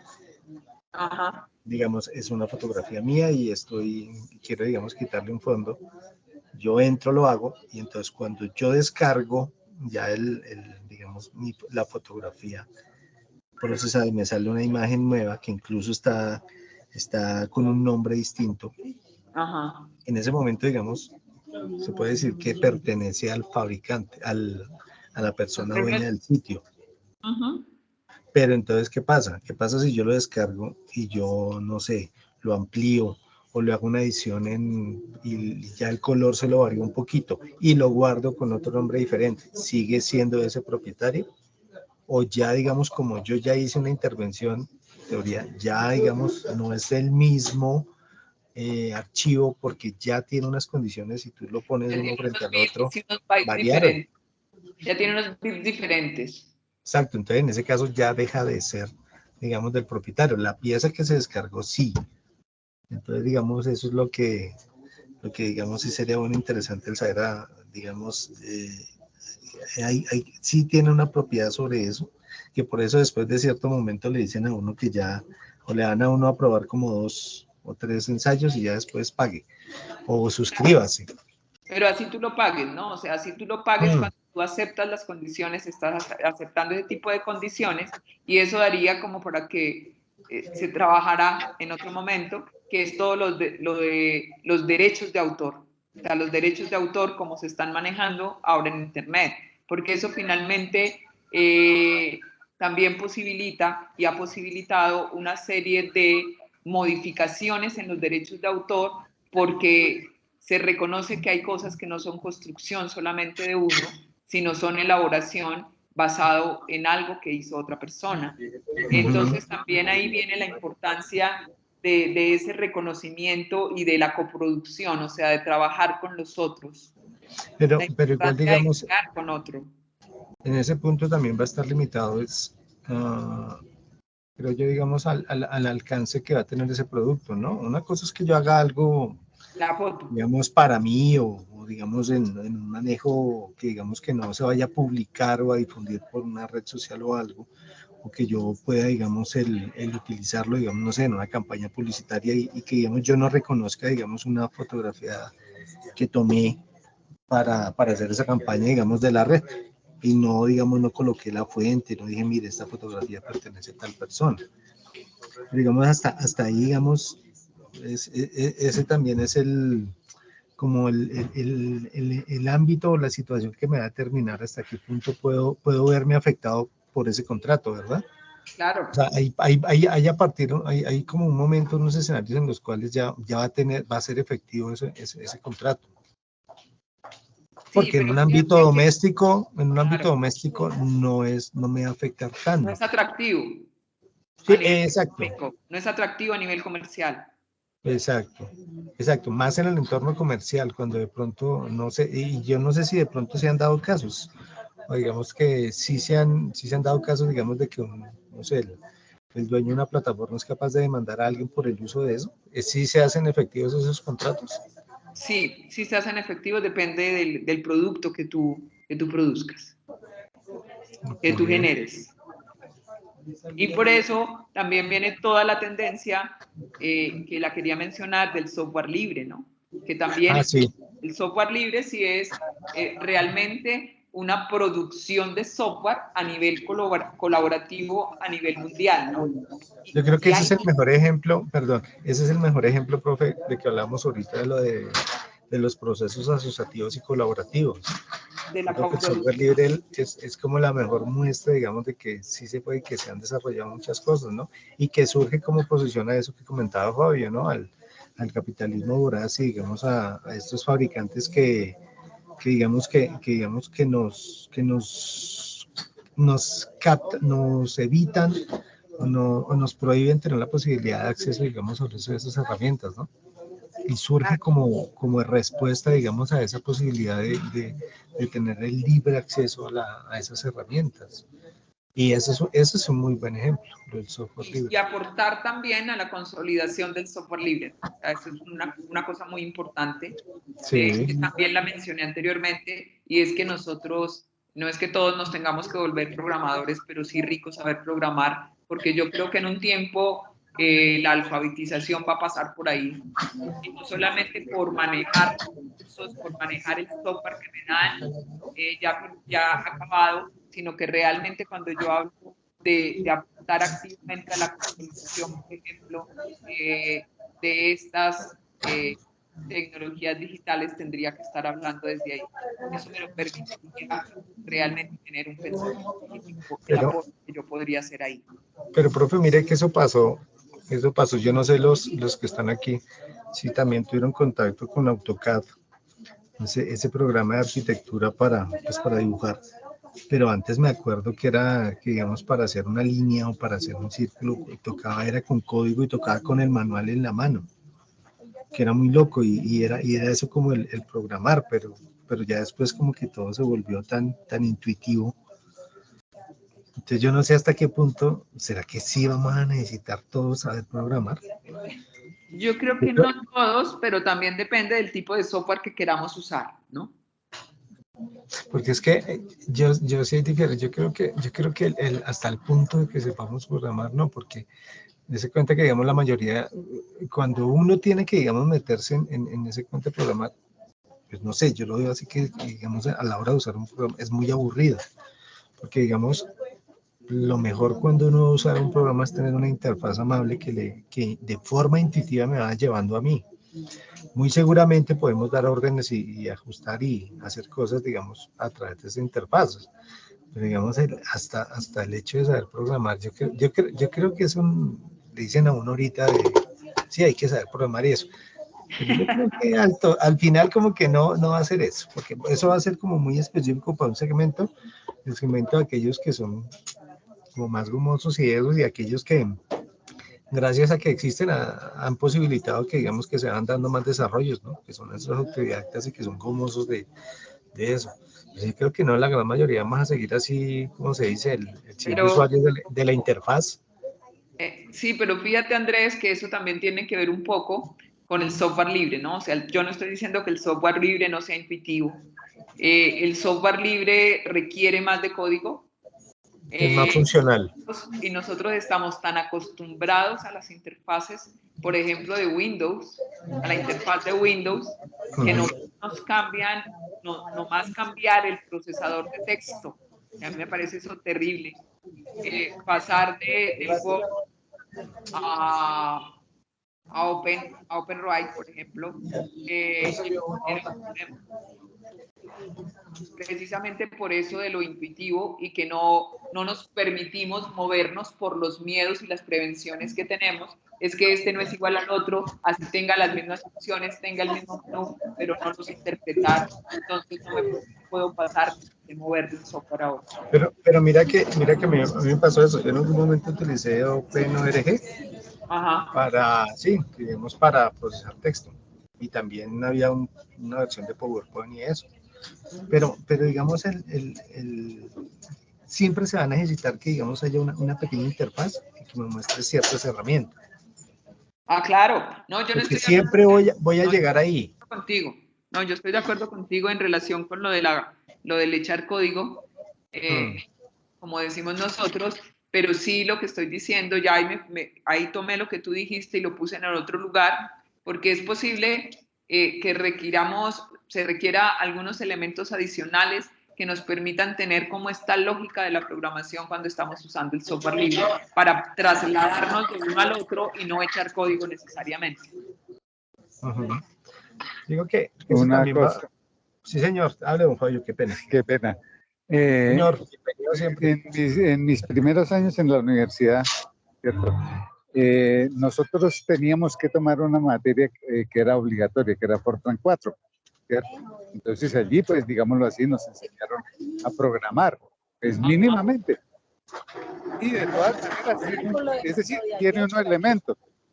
Y lo otro es, no sabemos cómo sigan avanzando las cosas de tal manera que programar de aquí a mañana se convierte en un juego. Claro, y porque programarlo está haciendo lo que yo les contaba, el ChatGPT, tú le dices, por ejemplo, en este momento, deme el código en R para hacer tal cosa, y él escribe el código. Lo que pasa es que tú tienes que adaptarlo a lo que tú estás haciendo.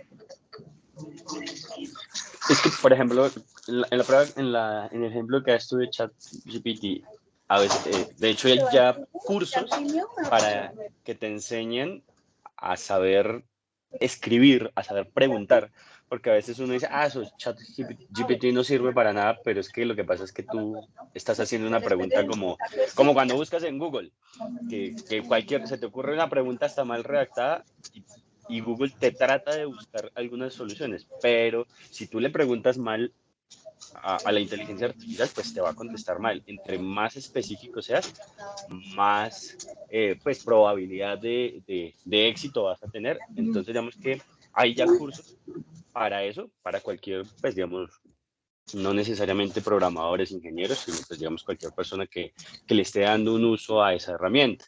Digamos que en cuanto al programar, pues digamos que los lenguajes de programación han venido evolucionando pues desde cuando yo me gradué de ingeniero hasta ahora. Ahorita veo unos lenguajes de programación facilísimos, de arrastre, de pronto hay que tener la lógica, que la lógica, pues digamos La que lógica. sí, la lógica eso es lo que, digamos, lo que le ayuda a uno, la lógica matemática, la lógica de la programación. Nosotros, digamos, como ingenieros, algunas veces decimos, no, yo solo necesito la lógica y programar, pero en muchas ocasiones, casi que siempre, nos tenemos que involucrar en otras áreas. Por ejemplo, si yo voy a programar o voy a hacer un programa de contabilidad, necesariamente me tengo que ocupar de contabilidad. Eso no me va a hacer un contador. Lo mismo yo digo, un contador que se empape de programación no lo va a hacer un programador, simplemente va a tener unos atributos, unas opciones y de pronto pues unos conocimientos que lo ayuden a utilizar una herramienta, un programa adecuadamente, pero no necesariamente a irse hasta un programador, pero le va a servir. Lo mismo a nosotros. Nosotros, como ingenieros, pues no necesariamente vamos a ser o abogados o vamos a ser contadores, porque pues digamos que no, mejor dicho, nunca terminaríamos un software si no tenemos que tener ciertos conocimientos para avanzar en ello. Y yo pienso que eso se puede aplicar para las dos cosas, como viceversa. Sí, claro. Un contador no necesariamente va a ser un programador, pero si quiere utilizar esas herramientas, adoptarlas. Ahorita pues las interfaces son muy sencillas, pero sí necesariamente va a tener que tener unos conocimientos pues de pronto ya de acuerdo a la información que busque o a los resultados que espere, pues van a ser avanzados, medios. Ahí es donde se ve, digamos, lo que dice John Jairo, que digamos, una cosa es la visión desde la especificidad o la especialización de un ingeniero de sistemas, y otra cosa es alguien del común, que puede perfectamente ser autodidacta y llegar a cierto nivel. Digamos, pero como que los alcances y el nivel de profesionalismo de la herramienta o de lo que arme, pues no va a ser lo mismo, digamos, y los alcances y los logros no van a ser iguales. Entonces, digamos, es siempre, es donde que digamos, que no es que todos en este momento vayamos a programar, no. Yo creo que, o sea, no vamos a hacer todos. desprogramar en este momento. Exacto, eso es más como, yo creo que es más como una masificación ahí de que sí, vamos todos a programar y esto, y ChatGPT te va a enseñar y esto cosa. En realidad, lo que tú decías, digamos, necesitamos el ingeniero que nos ayude a programar, no sé, la sección de robótica que va a estar ensamblando los Tesla y toda esa vaina y Claro. va a mejorar y toda esa cosa, pero o los que ayuden a hacer los cohetes que el señor Elon Musk está mandando. Los cohetes que no vamos a mandar a la luna, pero que no nos ayuden a hacer. Sí, exacto, entonces digamos, sí, el decir, sí, yo voy a ir a programar, ¿no? Pues de pronto puedo que juegue con alguna cosa, o tal vez lo que voy a hacer es, digamos, venga, miremos el software libre y aprovechemos y tratemos de usar otros elementos, o tal vez hagamos, ¿cómo es? La participación colaborativa diciendo, venga, ¿por qué no le cambian esta herramienta a esto? Que sería más divertido que fuera así o como más eficiente. Ya en la medida que se vaya utilizando. Bueno, era solamente como, bueno, hoy era como hablar un poco de Internet, de las posibilidades de la coconstrucción, posibilidades, lo que nos posibilita Internet, también de la necesidad de que pensemos que sí es necesario tener competencias y actitudes para crear para conectarnos y para solucionar problemas en colaboración. O sea, yo creo que ahí es lo importante, pero para poder hacerlo, obviamente, esto tiene que pasar por unas reflexiones críticas frente a lo que nos posibilita o no Internet y lo que nos da o no la tecnología. Creo que por ahí era que debíamos haber hecho toda la conversación, pero sí la hicimos en torno a estos elementos que me parece que son muy importantes. Me parece que es muy importante, por ejemplo, reconocer las diferencias generacionales, y por eso arrancamos con el video de La Pulgarcita. De verdad es un libro que yo les recomiendo, que es muy fácil de leer y es un libro que tiene una postura muy interesante frente a los jóvenes, y por eso se llama La Pulgarcita, por el dedo pulgar. Y pues Serres empezó diciendo por qué era pulgarcita y no pulgarcito, frente un poco a la exclusión de género en la que siempre hemos estado. Bueno, muchísimas gracias. La discusión estuvo muy interesante, la conversación también. Tenemos que pensar si vamos a aprender a programar Fortran, Fabio, en algún momento. No, mentiras. ¿Tú crees que eso te dio algunos elementos, Fabio? No porque lo uses ahora.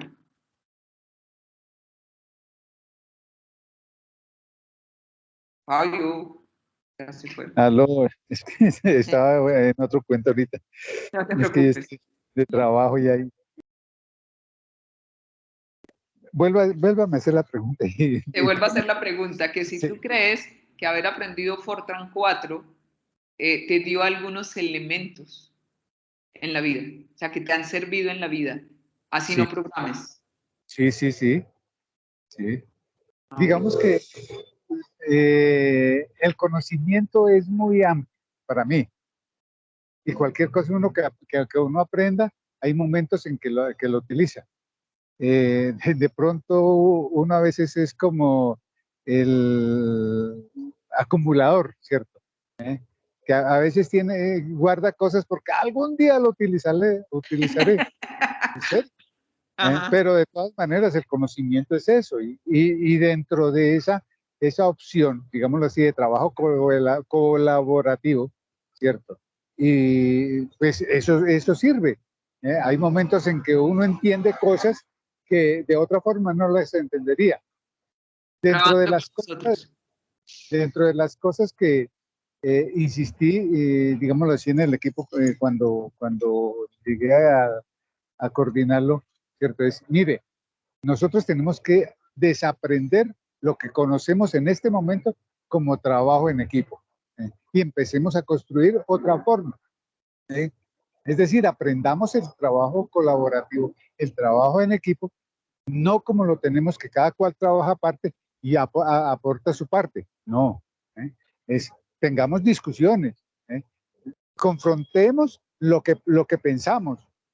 Entonces, es esa que ahora, en este momento, con el Internet y con otra serie de cosas, digamos que se ha ganado en velocidad. Y lo que te he hablado a la vez en la reunión anterior, ¿cierto? Busquemos ser críticos. No es el asunto de que todo lo que nos dicen es verdad. Claro. Sí, yo estoy totalmente de acuerdo. Y finalmente ahí hay una diferencia de lo que tú decías de cuando empiezas a trabajar con tu equipo y les propones que van a trabajar colaborativamente. Algunas personas plantean eso como una diferencia entre lo colaborativo y lo cooperativo. Sí. Y realmente cuando hay trabajo colaborativo hay aprendizajes. Porque es que yo estoy hablando, estoy compartiendo con el otro, hay tensiones con el otro, y a partir de esas discusiones y de esas reflexiones realmente hay aprendizajes y surgen cosas nuevas. Y esa es una de los elementos clave de la diversidad. ¿Cómo? Que ese es uno de los elementos claves de la diversidad. Es que no sé si he llegado a mis exámenes. Es que yo no sé, mejor es Ahí está por ahí ocupado con otra cosa. Nos vemos entonces. Qué pena, nos vemos. Sí. Nos vemos, listo, chao. Hasta luego, Gracias. profe, hasta luego, compañeras y Hasta compañeros. luego. Muy buen día para todos y nos vemos en la Hasta próxima luego, sesión. que estén muy bien. Gracias.